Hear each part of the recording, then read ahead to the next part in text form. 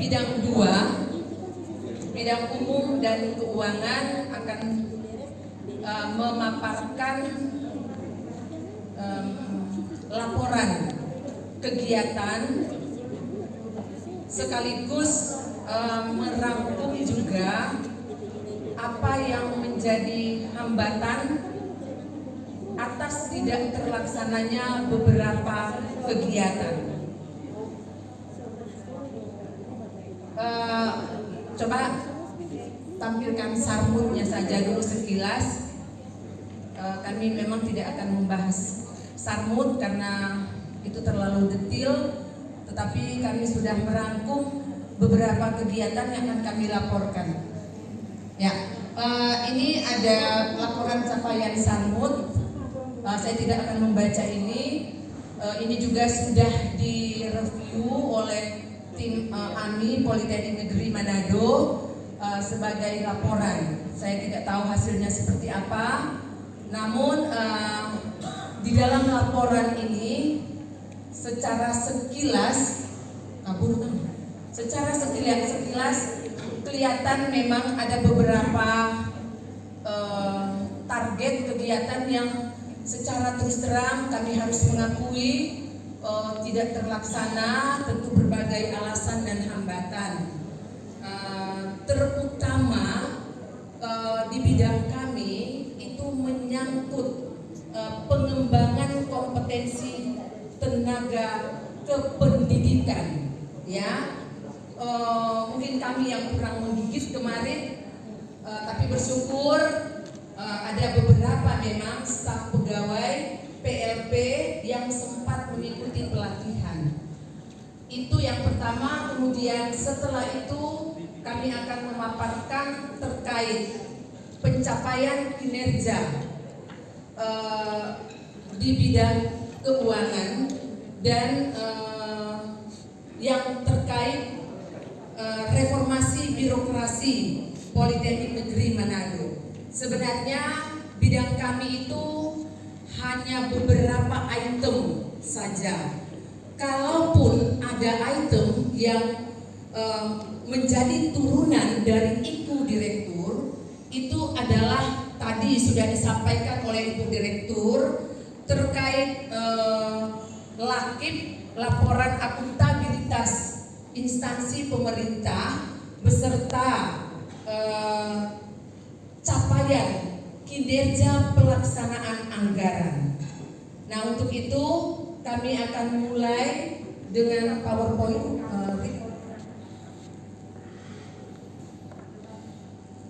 Ini posisi yang enak di mana ya?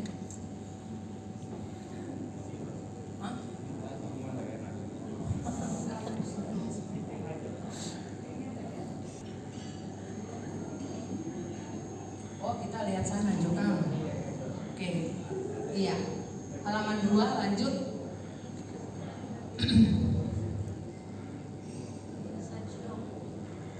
Nah, iya. Ini yang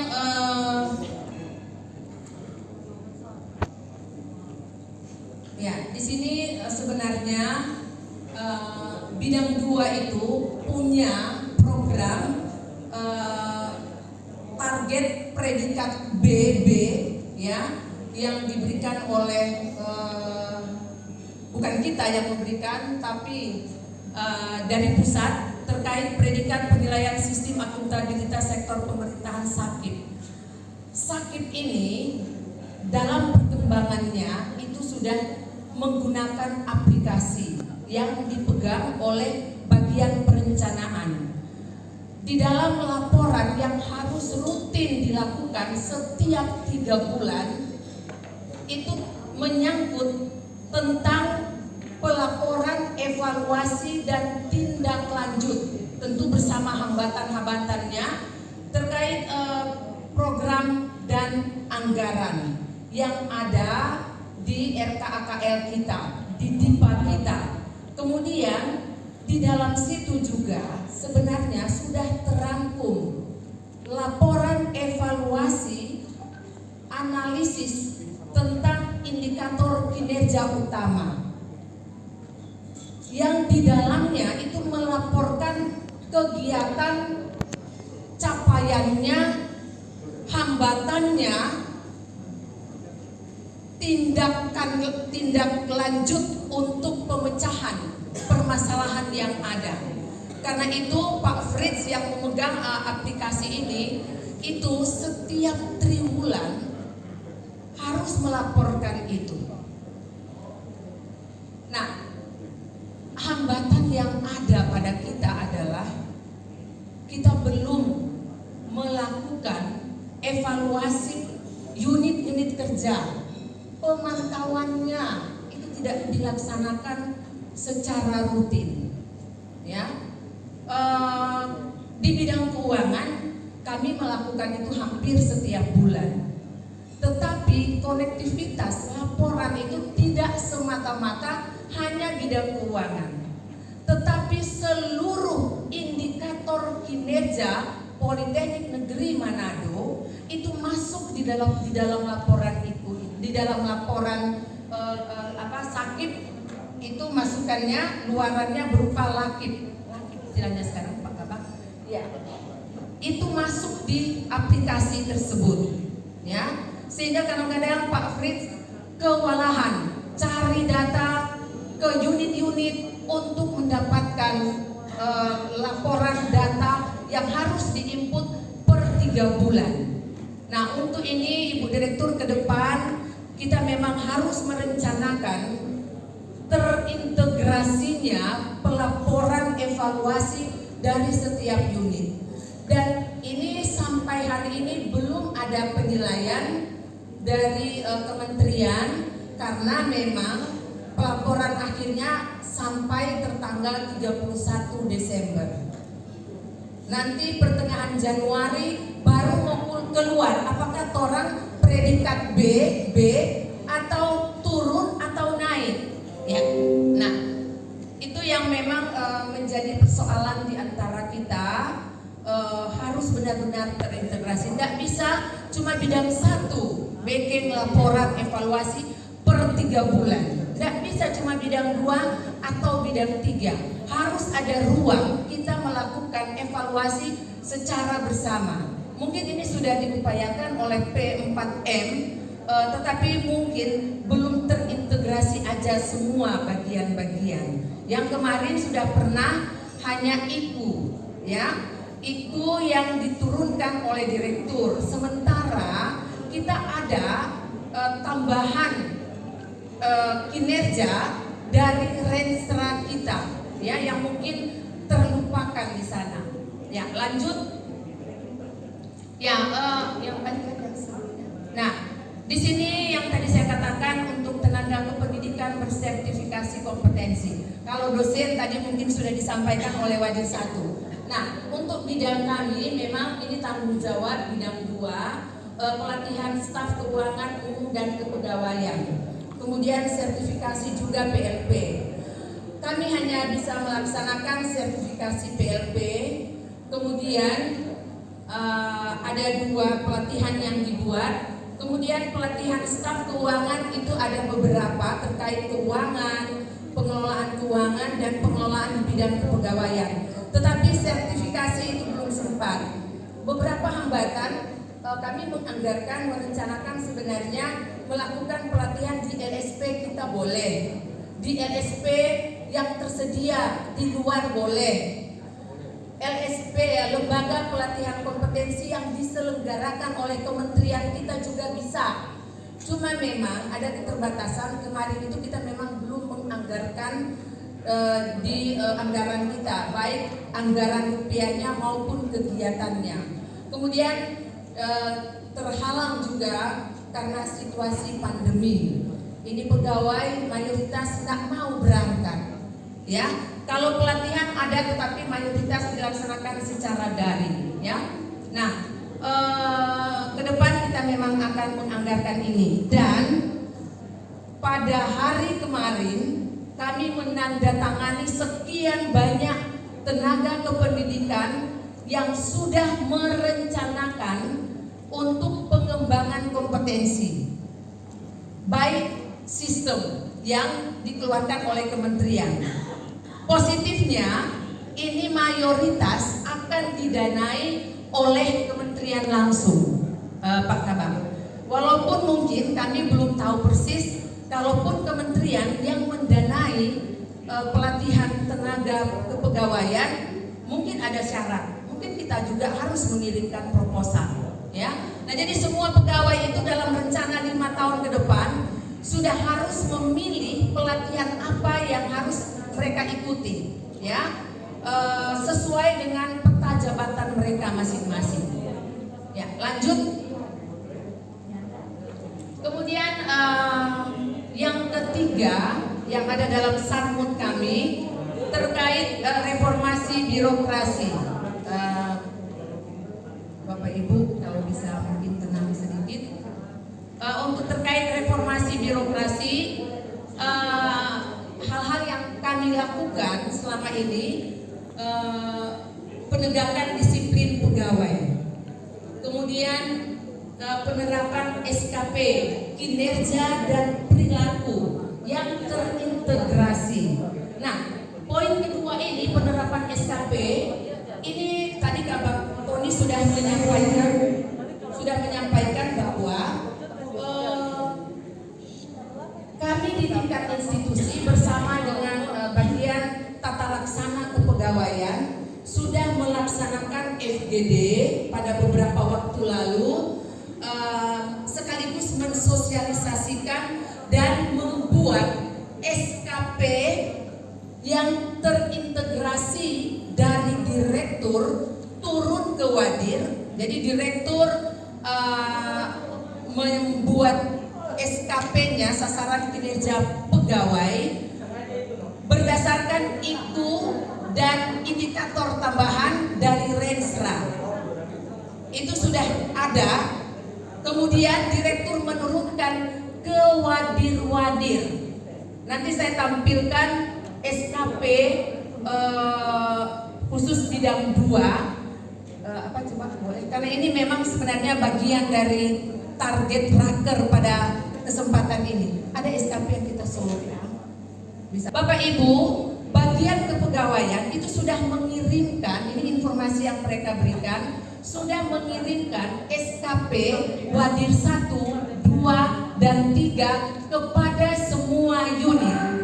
Jadi sebenarnya hari ini Bapak Ibu membuat sarmut itu berdasarkan SKP yang diturunkan oleh wadir-wadir. Ya, semua mulai dari kepala pusat, ya, pusat, 2 pusat, kemudian UPT yang ada, kemudian ke pimpinan-pimpinan jurusan, itu diturunkan dari SKP-nya, rencana kerjanya wadir-wadir, sehingga ini akan dilaksanakan di seluruh aras unit-unit kerja. Nah, pegawai juga seperti itu. Pegawai-pegawai akan melihat SKP, bisa kasih besar, nggak bisa. Nah, ini SKP bidang 2, ya. Coba ke bawah. Itu ada kolom apa ini? Salah cumul ini. Itu ke atas lagi. Yang kolom paling ujung. Kolom paling ujung.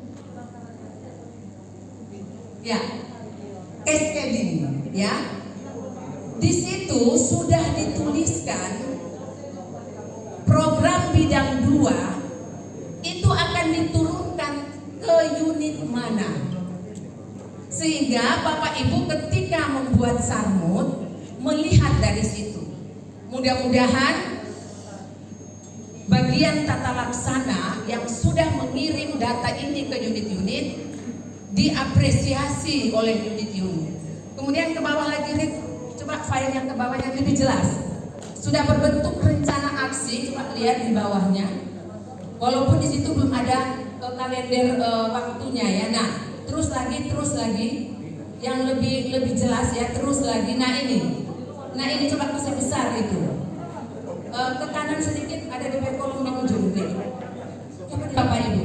SKP bidang 2 itu dituangkan kembali di sini indikator kinerja indikator kinerja individu. Kemudian apa aktivitas yang dilakukan di bidang 2 menurut indikator kinerja individu. Nah, indikator kinerja individu ini turun dari ikunya direktur, ya. Nggak turun dari langit, tapi turun dari ikunya direktur. Kami tidak akan lari dari ikunya direktur. Kemudian kami jabarkan aktivitas apa dari setiap indikator kinerja individu bidang 2 tersebut. Kolom yang terakhir, kolom cascading itu, di situ tertulis kalau menyusun rencana target kinerja, siapa yang akan melaksanakan itu. Di situ tertulis perencanaan, ketua jurusan, kepala pusat UPT. Ya, nah, semua ini tertata seperti itu.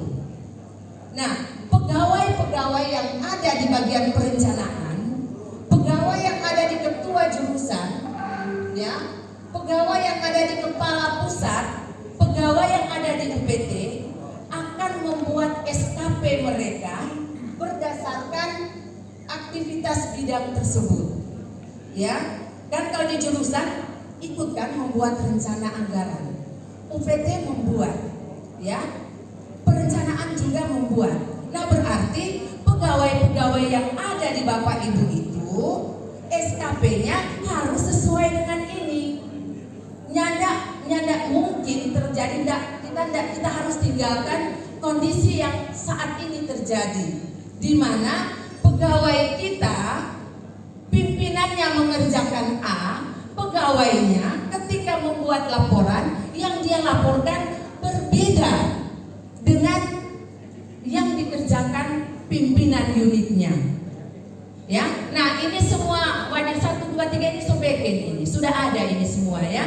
Dan setahu kami sudah menginstruksikan dari seminggu yang lalu dikirim ke unit-unit kerja. Nah, ini seterusnya semua aktivitas bidang itu sudah dicatat di sini apa-apa. Ini nanti akan tampil ketika kami akan presentasi rencana sambut ke depannya. Oke, lanjut, balik lagi yang tadi. Ini hanya contoh satu yang saya sampaikan. Lanjut ke PowerPoint. Ya, kita lanjut. Ya, jadi ini sudah kami FGD-kan SKP ini. Kajur-kajur sudah membuat, sudah dibantu juga. Kajur-kajur harus menurunkan itu ke staf-stafnya, ya, termasuk unit-unit kerja yang kemarin ikut FGD. Nah, ini kami juga untuk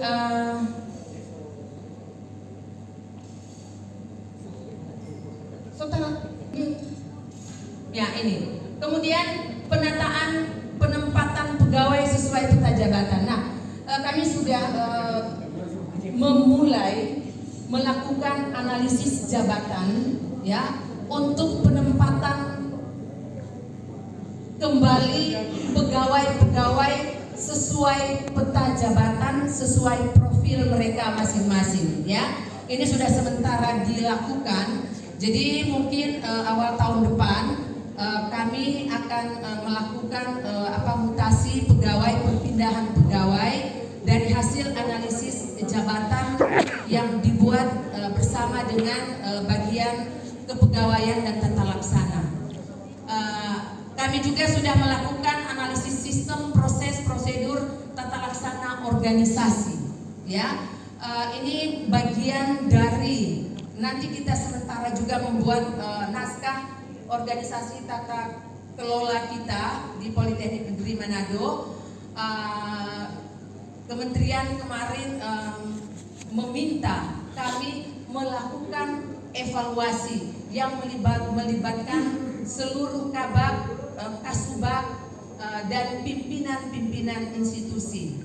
Itu sudah kami lakukan dan di sana sudah kami laporkan kondisi-kondisi terkini dari Politeknik, kondisi existing yang ada di tempat kita, kemudian apa yang diinginkan secara ideal untuk kondisi Politeknik Negeri Manado. Contoh saja sudah disampaikan bahwa begitu beratnya bidang akademik. Ibu Wadir 1 ini kewalahan karena harus menangani bidang akademik dan kerjasama. Karena itu sudah disampaikan dalam evaluasi, kalau memang bisa kita mendapatkan wadir untuk bidang kerjasama.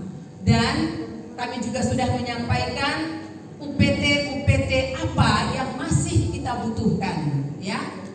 Lanjut. Kemudian balik lagi, belum. Nah, kemudian penyusunan dan implementasi zona integritas wilayah bebas korupsi. Ini sudah dicanangkan kemarin, sudah diupayakan, tapi memang predikat yang kami harapkan BB itu belum diperoleh Politeknik, tetapi kami sudah membentuk tim, ya, termasuk tim monitoring, sudah juga membuat aplikasi, tapi memang itu belum tuntas, ya. Sudah ada pengurus untuk implementasi satker berzona integritas wilayah bebas korupsi. Nah, di sana yang memang sedang dalam proses yang membuat hambatan sampai saat ini karena kami masih menunggu aplikasinya selesai.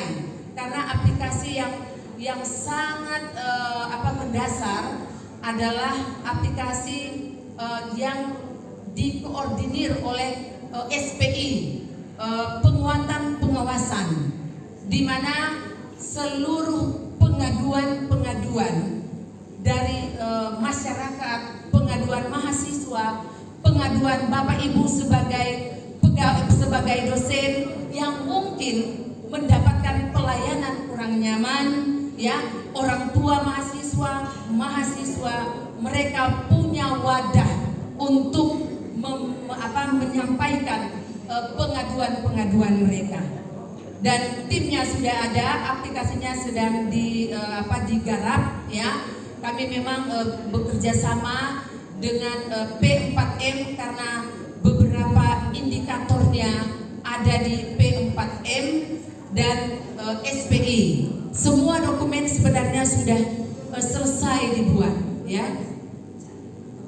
Kemudian sebelum itu kami melakukan studi banding ke satker berpredikat zona integritas WBK Poli Bandung. Walaupun hampir seharian kami melakukan hanya via daring dengan Poli Bandung. Bagaimana mereka memberikan gambaran ternyata untuk mendapatkan predikat WBK tersebut itu tidak mudah. Tidak hanya bisa tidak sekedar kita mengurusinya 1 tahun kemudian tiba-tiba mendapatkan itu. Mereka sudah bertahun-tahun melakukan proses reformasi birokrasi itu, dan penilaiannya itu dari Menpan RB keluar setelah beberapa tahun. Posisi kita pada proses penilaian 4 tahap, Politeknik Manado kemarin sudah masuk pada tahap kedua. Kita sudah divisitasi oleh inspektorat sebagai asesor, tapi terus terang saya mengatakan saya lebih baik tidak masuk pada tahap ketiga daripada kita hanya karena dokumen kita lengkap tapi implementasinya masih kurang. Lebih baik kita mulai saja tahun depan. Dan memang kita masih kurang dalam proses implementasi karena kita belum punya laporan-laporan di tahun-tahun sebelumnya. Karena itu predikat yang menjadi target itu tidak kita capai, ya, karena kita hanya masuk pada tahap kedua, sementara masih ada tahap ketiga dan terakhir tahap keempat yang keluar hanya 2 politeknik di Indonesia, ya, yang bertambah mungkin baru 3, 4 dengan Poli Padang, Poli Bandung, kemudian Poli Batam masuk, saya lupa yang satu. Jadi baru 4 politeknik di Indonesia bandingkan di tahap keempat. Padahal mereka bagus sekali, mereka kalah di tahap keempat. Karena tahap keempat itu biasanya ada orang inspektorat, bukan inspektorat lagi, bukan kementerian kita, tapi dari Kementerian Menpan RB yang turun ke politeknik, ke masyarakat, menyamar jadi orang masyarakat seperti biasa. dorang sangat menggigit ketika bertanya ke mahasiswa, ke satpam, ke CS, ke pegawai, ke masyarakat, ke mahasiswa. Ketika mereka menjawab, oh Politeknik Manado enggak bagus tuh ini, sudah langsung gugur. Biar itu dokumen seabrek, so lengkap, tapi kalau pada tahap keempat itu yang turun dari Menpan RB, maka kita tidak akan bisa mendapatkan predikat BBK zona integritas tersebut. Kemudian cikal bakal PUT tadi sudah disinggung oleh Ibu Direktur, penetapan target dan pengelolaan jas. Ini penetapan, ini salah ketik ya. Jadi kita sudah mengupayakan untuk mengaktifkan kembali pusat unggulan teknologi kita, ya. Dengan pertama kita sudah melakukan penyusunan tarif, walaupun memang bagian perencanaan masih akan membuat finalisasinya, ya. Penetapan tarif ini adalah penetapan tarif untuk dua pelaksanaan. Yang pertama, tarif bahan praktek di setiap jurusan, ya. Kedua, penetapan tarif untuk layanan jasa PUT. Nah, untuk khusus PUT itu sudah dibentuk pengurusnya, ya. Kita akan start Ibu Dir tahun depan, so mesti bagra ini kan Ibu Dir untuk benar-benar mengaktifkan kembali pusat unggulan teknologi sebagai salah satu upaya peningkatan pendapatan PNBP Politeknik Negeri Manado. Kalau itu sudah aman, kita boleh somo ke BLU. Boleh Ibu Dir, Kabang? Menjadi BLU salah satu keunggulan BLU sebenarnya honor dia. Tapi ya itu doa kita, harapan kita semoga ke depan akan lebih baik. Nah, ketidaksesuaian ketajamatan memang masalah tadi dengan laporan SKP itu yang sudah kami sampaikan, masih lemahnya infrastruktur penegakan disiplin, ya. Kabak Tony sudah merencanakan, sudah beli lagi, bukan merencanakan CCTV. Pegawai pakai fingerprint. Bahkan sekarang pegawai kita itu mulai bulan Juli kemarin, fingerprintnya itu sudah terkoneksi dengan tukin secara otomatis dan terbaca sampai di kementerian. Ya, mereka terlambat 5 menit. Mereka tidak masuk 1 hari, potong tukin langsung masuk di aplikasi, ya. Nah, yang susah ini perilaku.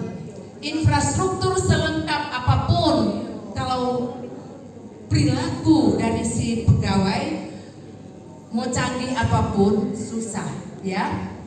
Karena ada pegawai datang ke fingerprint, dapat lihat di CCTV, dia pulang ke rumah, dia dekat waktu rumah dekat Politeknik, ya. Jadi kalau ada pegawai yang cuma dekat-dekat di Politeknik, tolong diawasi mereka. Bapak Ibu sebagai kepala unit masing-masing, kami pernah menyurat dan kami sampaikan berkali-kali di rapat, Bapak Ibu punya kewenangan penuh untuk menegur, mengatur, mengelola pegawai. Tidak mungkin kami dari pusat semua bisa memantau, ya. Mau suruh pada orang masuk 100%, silakan. Kami mewajibkan bagian keuangan kemarin ketika sosibuk masih dalam kondisi PPKM level 2, 50 rumah, 50 kantor. Saya sudah menginstruksikan semua keuangannya tidak ada yang 50, semua 100%, ya. Maka absen itu dirubah 100%. Konsekuensinya kalau kita merubah harus melapor ke bagian kepegawaian supaya absennya itu dibuat 100% dari kantor. Dia nggak bisa finger aplikasi yang settingan dari rumah, pasti dia akan alpa. Jadi kuat kalau Bapak Ibu mau mengatur orang 100%, ya. Pasti itu fingernya bagian kepegawaian akan berubah di aplikasi menjadi 100% di kantor. Jadi kalau dia bekerja dari rumah, dia mau coba-coba, pasti DP Tukin tak kurang. Itu mulai bulan Juli so begitu sampai sekarang. Ya, cuma memang ke depan laporan di SKP itu mulai tahun depan itu yang akan disesuaikan dengan pekerjaan yang sesungguh-sungguhnya yang diturunkan dari IKU Direktur. Ini anak lagi rupa sekarang, tadi saya mengatakan di bagian humas itu ada yang pekerjaannya humas, ya, profil peta jabatannya humas, tetapi dia mengerjakan pekerjaan yang lain, ya. Kemudian di bagian kepegawaian juga seperti itu, apalagi yang di jurusan-jurusan, ya. Nah, hambatan yang lainnya, ya, belum maksimalnya implementasi sistem aplikasi untuk penguatan pengawasan di SPI, tadi saya sudah sampaikan. Belum diterapkannya layanan satu atap. Nah, ini PR tadi juga sudah disinggung. Sebenarnya layanan satu atap ini menjadi program kami, tapi ya kurang koordinasi, ya, dengan Kabak Tony. Mungkin juga ini memang belum terlalu prioritas karena layanan satu atap ini berarti ya minimal lah orang 100% kantor. Jadi perkuliahan sudah di Politeknik secara luring, kemudian PUT sudah jalan, maka layanan satu atap ini sangat dibutuhkan, ya. Semua melalui layanan satu atap. Lanjut slide terakhir atau kedua terakhir, ya. Ini judulnya apa di atas? Itu di atas cerita foto. Nah, ini pelaksanaan anggaran, ya. Kami memberikan beberapa angka di situ untuk pelaksanaan anggaran. Ini slide terakhir Bapak Ibu. Banyak hal yang perlu kami sampaikan terkait pelaksanaan anggaran ini. Ya, kami sudah melakukan revisi anggaran secara periodik. Tentu ini bidang perencanaan yang banyak berperan, ya, demi kesesuaian dengan kebutuhan. Tetapi revisi anggaran ini kadang-kadang membuat kami sangat repot. Kenapa? Karena Bapak Ibu unit-unit kerja menyampaikan proposal, menyampaikan laporan yang terlambat, ya. Kemudian program yang dadakan, kemudian program yang tidak terlalu sama atau pas dengan apa yang ada dalam RKAKL anggaran Politeknik, ya. Evaluasi kinerja IKU dan pelaksanaan anggaran IPA per tribulan juga kami lakukan. Indikator kinerja pelaksanaan anggaran itu ada 13 indikator.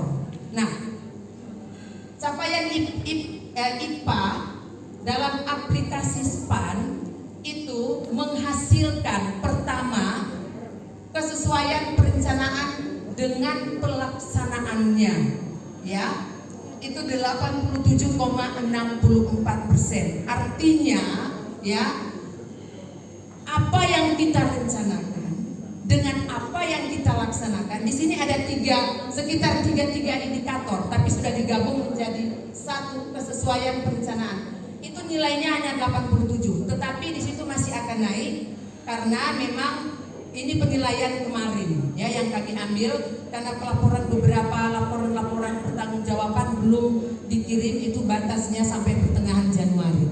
Kepatuhan terhadap regulasi, nah ini juga berat, ya. Ini kepatuhan terhadap regulasi terkadang ada di dalam kontraktual yang mungkin kita ada kekeliruan, ya, kita mencantumkan A ternyata B dan ada kekeliruan di sana, itu 98%, ini hampir 100%, ya. Kemudian efektivitas pelaksanaan kegiatan. Nah, ini memang yang tadi masih kecil karena di dalam sini ada serapan anggaran. Poin 3 ini ada serapan anggaran yang target kita 93%. Tapi dalam perhitungan kasar, ya, dengan Kabak Tony, kami sudah menghitung apa yang nanti tinggal menjadi laporan oleh bendahara-bendahara itu akan mencapai 95%. Boleh Kabak? Di atas 95. Karena masih ada banyak kegiatan yang belum di SPJ-kan, dilaporkan oleh bendahara. Karena itu mereka menitipkan pesan di sini, jika masih ada Bapak Ibu yang belum menyampaikan laporan ya penggunaan anggaran, terutama yang didanai dari bendahara, dana GU dan dana TUP, mohon diselesaikan kalau bisa besok, paling lambat lusa, karena orang akan kena penalti kalau itu tidak dibereskan di bendahara. Ya, kami harapkan Bapak Ibu memperhatikan hal ini. Kemudian efisiensi pelaksanaan kegiatan ini masih ada. Efisiensi ini ketepatan kita menghasilkan suatu output kegiatan. Ya, jadi kegiatan Bapak Ibu itu ketika dilaporkan dalam laporan pertanggungjawaban itu dinilai item-item output yang dihasilkan. Kalau contoh PKL, tak gantung tahun depan sebagiannya, ya ada PKL yang mulai bulan November, penarikannya tahun depan, outputnya itu tidak terlaporkan lengkap, ya. Makanya kemarin strateginya kami memang menginstruksikan supaya seluruh pengguna anggaran itu menuntaskan programnya di tahun ini. Kalau memang tidak tuntas, nanti sudah tahun depan, ya. Itu akan sangat repot kalau setengah tahun ini, setengah tahun depan, ya. Nah, beberapa hal yang kami lakukan di bagian pencapaian target kinerja anggaran ini adalah kami melakukan FGD, percepatan kegiatan dan anggaran sebagai tindak lanjut ketidaksesuaian dengan rencana aksi. Kemarin para pimpinan jurusan, ketua jurusan, pimpinan unit plus Kaprodi kami mengundang untuk FGD. Ya, 2 hari kami melakukan FGD, menyampaikan seluruh apa yang menjadi hak dan kewajiban Bapak Ibu. Ya, supaya di jurusan, di unit-unit kerja bisa memanfaatkan pendanaan penganggaran kegiatan yang disiapkan oleh Politeknik, tentu dengan tanggung jawab ya dalam pelaksanaan dan pelaporannya.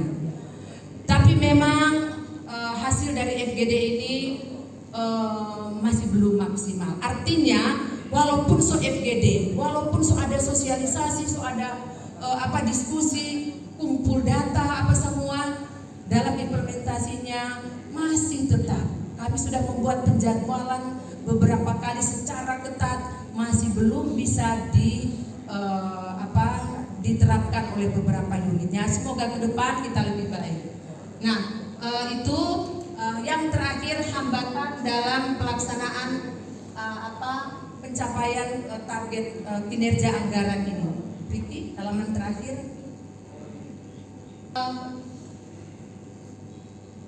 Ini memang hambatan yang kemarin secara nasional kita rasakan bersama.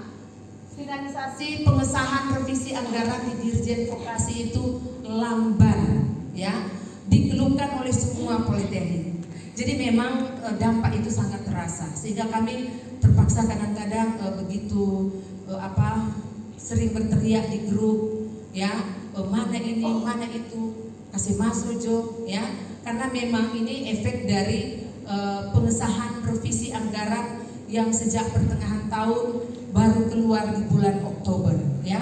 Sementara di situ revisi anggaran itu ada tambahan Pagudipa. Nah, orang untuk melaksanakan itu memang kewalahan, ya. Kemudian evaluasi kegiatan unit-unit kerja belum terorganisir secara berjenjang, ya itu tadi saya sudah sampaikan. Evaluasi pelaksanaan kegiatan dan anggaran kita itu tidak terorganisir, terkelola dengan baik dari bawah ke atas, dari atas mungkin juga ke unit-unit, ya. Kemudian ini kepatuhan terhadap rencana dan pelaksanaan, implementasi pelaksanaan anggaran itu belum maksimal. Apa semua yang menjadi hambatan terhadap kekurang patuhan kita pada pelaksanaan anggaran itu. Pertama, pelaksanaan program. Banyak keterlambatan program. Bendahara dan kami itu sesedikit telepon, WA, papi IC kegiatan. Mau di jurusan, di unit kerja. Sesedikit orang WA. Bikin surat resmi, itu program ini belum, itu program itu belum. Ya, saya kurang tahu juga, termasuk saya juga diingatkan, ya, harus diakui. Jadi yang saya sampaikan ini bukan cuma Bapak Ibu, saudara saya juga, ya. Di bidang 2 juga ada. Kemudian laporan itu terlalu susah untuk diminta. Soklar 1 bulan, ada dari bulan Maret soklar ke PKL, so bulan begini, so bulan November kemarin belum juga. Akhirnya datang, so tutup tuh periode permintaan anggaran. No, kalau tidak ada laporan, ya, bagaimana mungkin kami bisa membuat laporan untuk revolving terkembalinya dana yang kami pernah serahkan. Nah, jadi ya mohon maaf kalau ada banyak komplain, ada beberapa unit yang programnya tidak bisa kami realisasikan, walaupun beberapa ada kebijakan yang dilakukan, tetapi sebagian memang senyada. Sudah diumumkan, sudah di FGD-kan, sudah dibuat surat, sudah diingatkan. Terakhir Bapak Ibu tanggal 3 Desember. Semua pimpinan itu nonsen kalau tidak tahu. Tanggal 3 Desember kemarin. Tapi masih ada yang masuk sampai minggu lalu, ya. Honor-honor kurang baku-baku jaga. Lain kali kita kurang bikin sudah atur saja, ya. Ini pengelola jurnal, kasih juga mari itu nama, pengelola SA, mana-mana DPSK, SK kami upayakan untuk diadakan semua agar hak Bapak Ibu bukan semata-mata realisasi tercapai. Kami juga tidak mau realisasi serapan anggaran tercapai tetapi tidak tepat sasaran. Nah, hak Bapak Ibu sebagai pengelola SA, pengelola hibah-hibah, itu hak Bapak Ibu untuk mendapatkan honor sudah teranggarkan. Nah, cuma yang lama ini mana tuh nama-nama, ya. Kalaupun SK belum, mungkin kami juga ada kelalaian. SK sudah dibuat lama, kemudian tercecer. Tapi kami tetap bertanggung jawab itu semua. Nah, susahnya cuma meminta nama. Tapi syukur semua hak Bapak Ibu menjadi kewajiban Bapak Ibu. 1-2 mungkin tercecer, tapi mayoritas itu bisa direalisasikan. Kemudian ini regulasi dan efisiensi. Kami sebenarnya meminta Pak Kabak, cuma mungkin saya juga kurang koordinasi kemarin, untuk menghadirkan di raker ini entah dari KPN atau dari inspektorat untuk menyampaikan sosialisasi atau pembinaan kepada kita sebenarnya pengelolaan kegiatan dan anggaran yang tidak melanggar aturan itu seperti apa, termasuk efisiensi penggunaan anggaran, ya. Jangan sampai kita tidak dibenarkan menggunakan, ya, pos anggaran ini. Saya berikan contoh, ya. Kalau di undangan Bapak Ibu untuk melakukan perjalanan dinas yang diminta 1 atau 2, jangan mengajukan 3. Contoh, kalau di dalam RKAKL dalam aturan sudah menyebutkan ini tidak boleh dihonorkan atau tidak boleh dipakai menjadi uang saku atau uang duduk, ya jangan dipaksa, ya. Jangan memaksa kami, ya. Jangan memaksa bendahara, ya. Dia cuma boleh operasional, ya. Cuma boleh minta kalau ada ATM, kalau boleh ada fotokopi, ada konsumsi snack rapat. Itu kalau cuma itu ada bilang di aturan yang boleh, jangan dipaksa.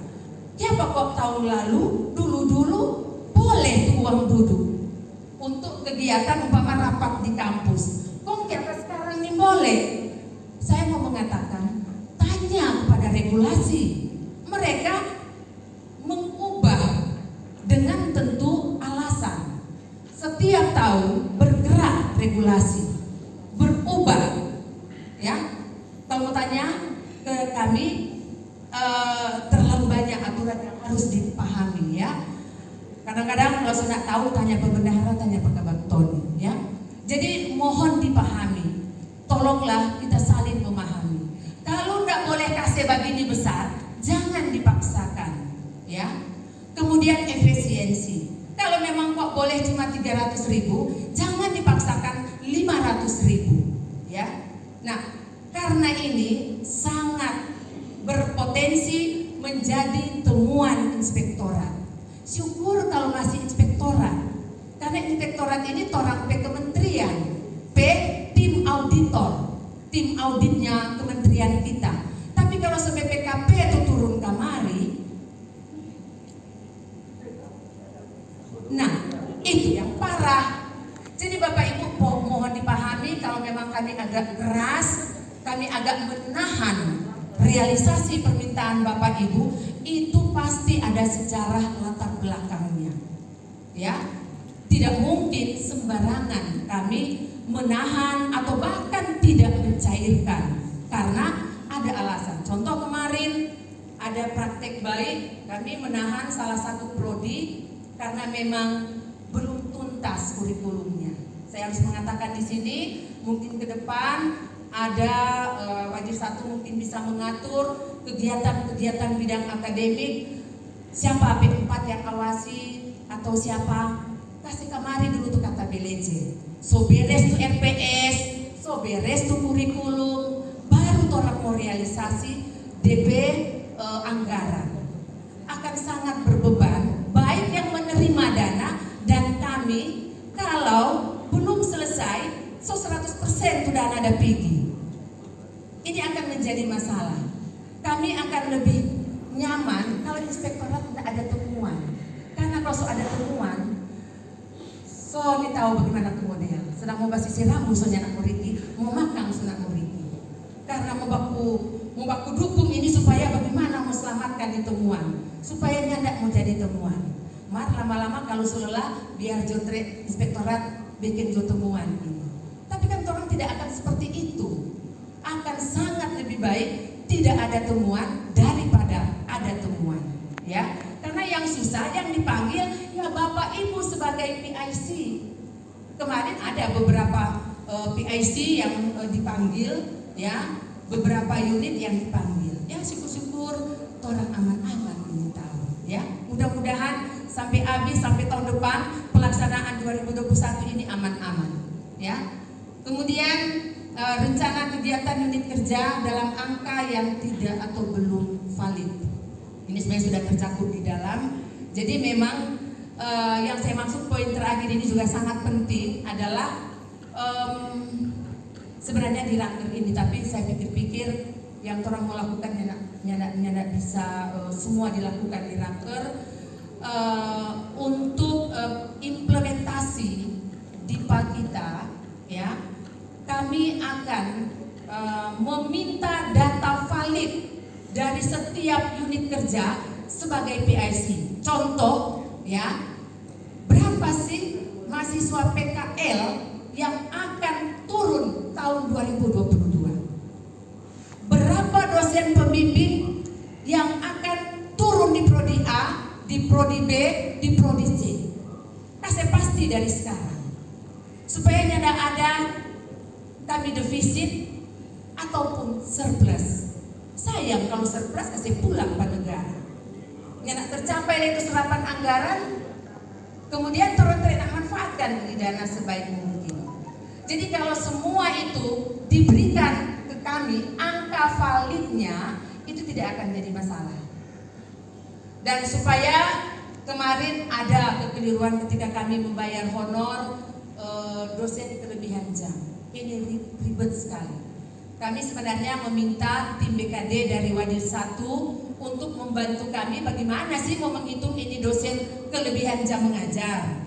Karena di situ ada itu mata kuliah teori cuma 50-60 menit. Kalau mata kuliah praktek 170 menit, hitungan SKS-nya sama, ya. Kemudian ada dosen mata kuliah agama, ya. Dia mengajar 5 kelas, malah cuma 55 mahasiswa. Mengajar MKWU, apakah ini mau disamakan SKS-nya? Kok jadi banyak atau mau dihitung atas dasar jumlah mahasiswa yang diajar, ya? Nah, kami sudah membuka berbagai panduan untuk perhitungan SKP, BKD tersebut, beban kerja dosen. Ada yang kami dapati didasarkan pada jumlah mahasiswa yang dia ajar. Kalau 25 ranking 1 SKS, umpama ada mata kuliah DP mahasiswa 25 orang. Kalau itu mata kuliah 2 SKS, ya dihitung 2. Tapi kalau lebih dari 25 SKS, 25 orang, ada lagi DP range jumlah mahasiswa. Mahasiswa ke 26 sampai 40, ranking 1 SKS. Ya, jadi sudah di 3. Ada yang seperti itu. Ada juga panduan yang menyebutkan, ya, kalau mata kuliah praktek karena dia 170 menit tatap muka di kelas, ya, pertemuan lah, itu dihitung 1,5 SKS, ya. Lalu kalau tadi saya mengatakan beberapa mata kuliah MKWU yang banyak ini agama, kalaupun dia mengajar 5 kelas kali 2 SKS sudah di 10 toh, sudah paling banyak sekali. Padahal di setiap kelas dia cuma mengajar 10 orang. Harus dijumlahkan mahasiswanya. Atau orang sepakat yang mana? Yang penting semua sepakat. Kalau semua sepakat, aman dan damailah bagian keuangan membayar. Ya, aman. Tak kemarin itu saya terus terang berbeban.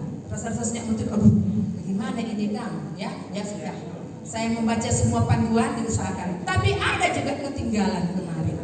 Ternyata di jurusan elektro, mohon maaf Bapak Ibu, itu mengajar kelas sore sudah dimasukkan datanya, tapi tidak diinformasikan karena waktu tinggal 2-3 hari.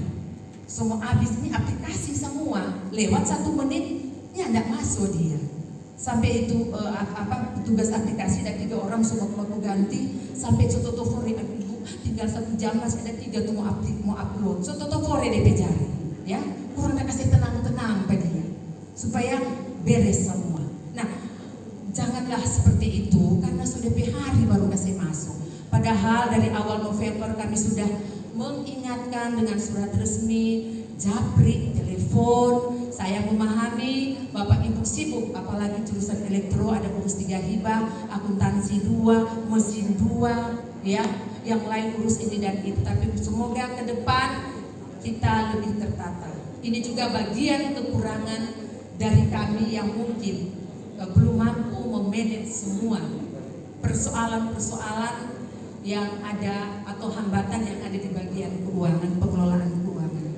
Ya, sampai sini Bapak Ibu, mungkin ada yang di setengah curhat sudah kami sampaikan, sudah tidak berbentuk laporan resmi. Mohon maaf kami tidak membuat grafik karena memang kalau akademik mesti grafik. Kalau bagian 2 begini tetap di ujung. Bagian 2 yang penting ini.